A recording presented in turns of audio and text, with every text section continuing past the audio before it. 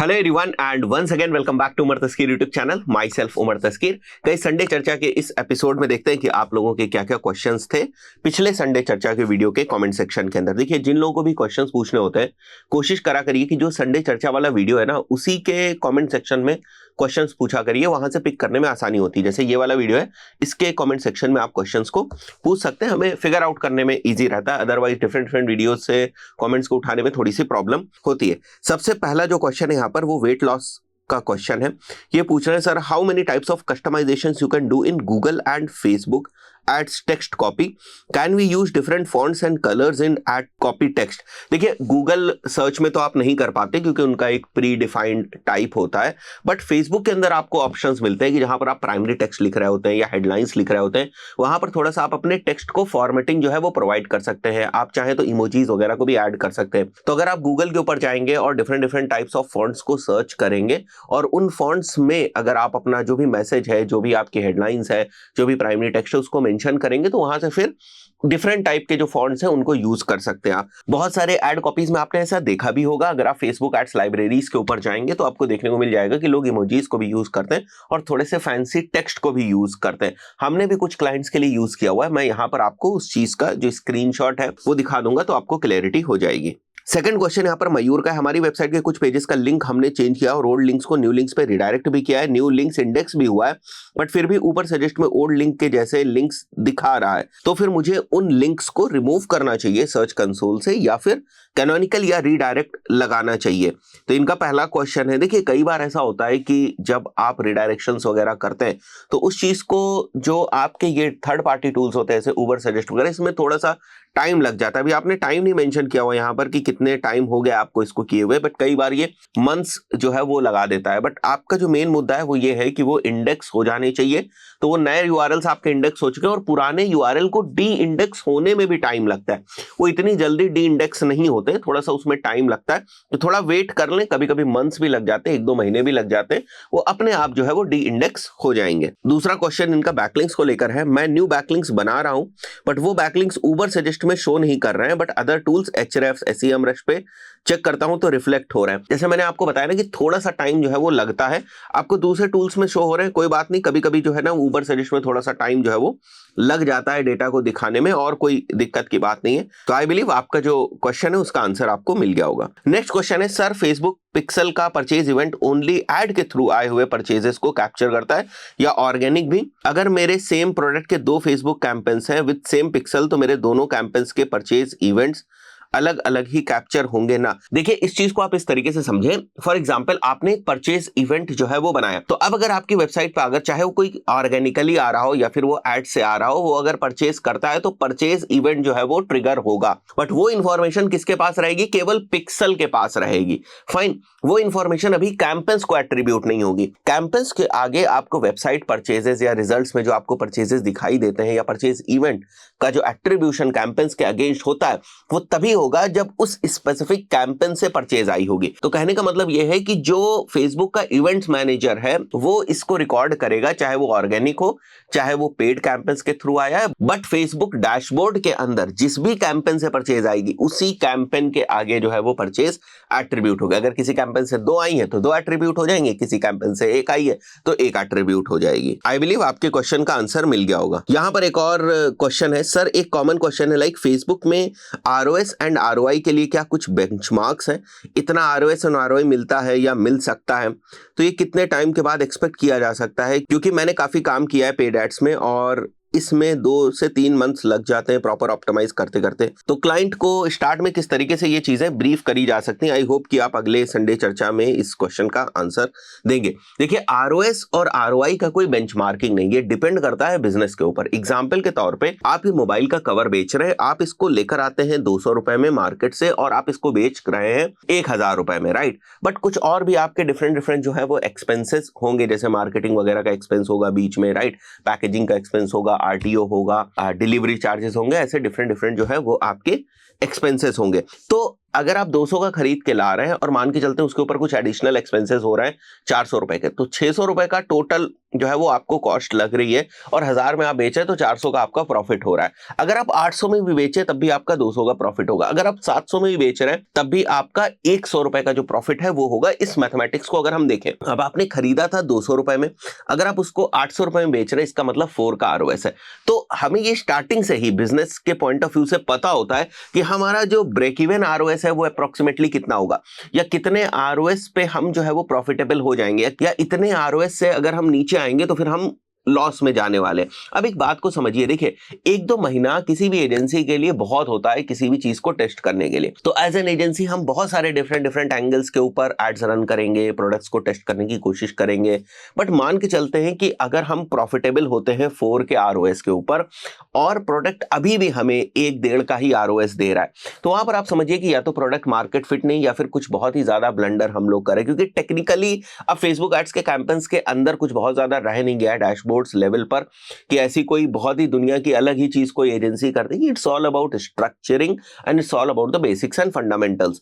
तो वो ज्यादातर एजेंसी जो है वो सही करती हैं। अब 1-2 महीने अगर किसी एजेंसी ने बहुत सारी चीजें सब कुछ अप्रोक्सीमेटली ट्राई कर लिया और उसके बाद भी अगर आरओएस नहीं मीट हो रहा है, तो कुछ बिजनेस के एंड पे हो सकता है प्रॉब्लम हो, कुछ कॉस्टिंग के एंड पे हो सकता है प्रॉब्लम हो, कुछ प्रोडक्ट मार्केट फिट में हो सकता है प्रॉब्लम हो। जरूरी नहीं है कि कैंपेन्स ही गलत बने होंगे, क्योंकि हर कोई एजेंसी कोई इतना बड़ा ब्लंडर नहीं करती है कि टेक्निकली जो कैंपेन्स है उनको गलत कर दे। तो सबसे पहले आरओएस और आरओआई की समझ के लिए ये जरूरी है कि आप उनके बिजनेस को ध्यान से समझने की कोशिश करें। जैसे मैंने अभी आपको एक एग्जांपल बताया, अब उसी एग्जांपल के सिनेरियो में अगर आप 4 के आरओएस पे प्रॉफिटेबल होते हैं और आपका आरओएस 1 का आ रहा है, तो अगर टेक्निकली कैंपेन सही है तो आप क्या ही कर लेंगे बहुत ज्यादा। जैसे फॉर एग्जांपल अगर एजेंसी ने बहुत सारे एड्स टेस्ट कर रखे हैं, हर टाइप के एड टेस्ट कर रखे हैं, और आपके पास फिर फर्दर कोई और स्कोप बचता नहीं है, तो आपको थोड़ा सा बिजनेस एंड पे देखने की जरूरत है। क्योंकि 1 के आरओएस को एकदम से 4 का आरओएस नहीं बनाया जा सकता। अगर कोई, मैं फिर से वही बात कर रहा हूं, कोई ब्लंडर नहीं किया गया है, कोई टेक्निकली बहुत बड़ी गलती नहीं करी गई, राइट। इसी तरीके से जैसे फॉर एग्जांपल कोई कोचिंग इंस्टीट्यूट हमारे पास आता है, तो हम उनसे बात करते हैं कि देखिए भाई गूगल सर्च पे हम देख रहे हैं कि आपकी जो सीपीसी है वो 40 रुपए की सीपीसी आ रही है। अगर हमें 10 क्लिक्स चाहिए तो अप्रोक्सीमेटली 400 रुपए के 10 क्लिक्स आएंगे। 10 क्लिक्स के बाद अगर एक लीड आ जाती है तो लगभग 400 रुपए की आपको एक लीड मिलने वाली है। 10 लीड के बाद अगर आप एक एडमिशन कर लेते हैं, लगभग 4000 रुपए का आपको एडमिशन एक पड़ेगा। अब ये 4000 रुपए के एडमिशन अगर आपको एक पड़ रहा है, तो क्या आप उस कॉस्ट के ऊपर प्रॉफिटेबल है? अब तो ये बिजनेस ओनर ही आपको बताएगा। आपको इस तरीके से बिजनेसेस को समझना है, राइट। इस तरीके से बिजनेस ओनर से बात करनी है, तभी आप उनको प्रॉफिटेबल कर पाएंगे। अदरवाइज आपको कुछ पता ही नहीं होगा कि क्या चीजें चल रही हैं, तो फिर दिक्कत होने वाली। थोड़ा सा रिवर्स कैलकुलेशन को समझने की कोशिश करें।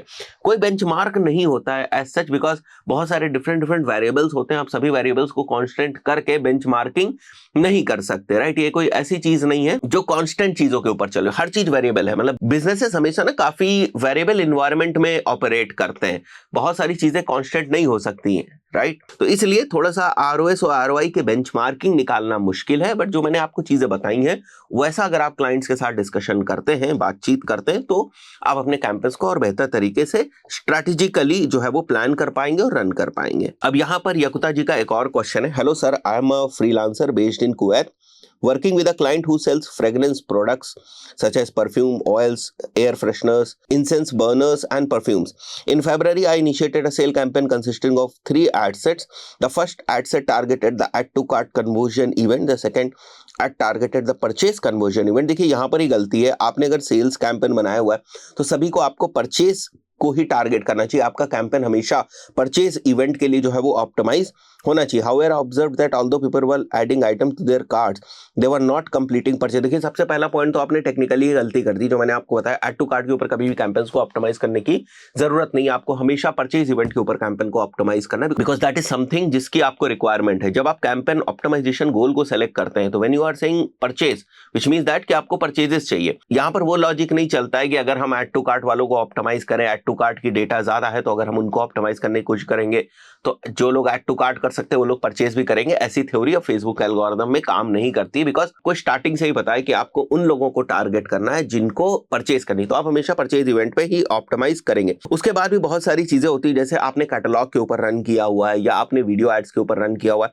ये सारी चीजें भी समझनी पड़ेंगी। वो सारी चीजें आपने मेंशन नहीं की है, तो पहला तो मैंने एक टेक्निकल जो पॉइंट आपने मेंशन किया वो तो मैंने बता ही दिया, और बाकी चीजों को भी आप टेस्ट करें, because now Facebook is more towards testing. बहुत ज्यादा ऑडियंस टेस्टिंग के पॉइंट ऑफ व्यू से कुछ बचा नहीं है फेसबुक के अंदर, ये चीज मैं बार बार कहता हूँ, राइट। और ये 2024 के पॉइंट ऑफ व्यू से वैलिड है।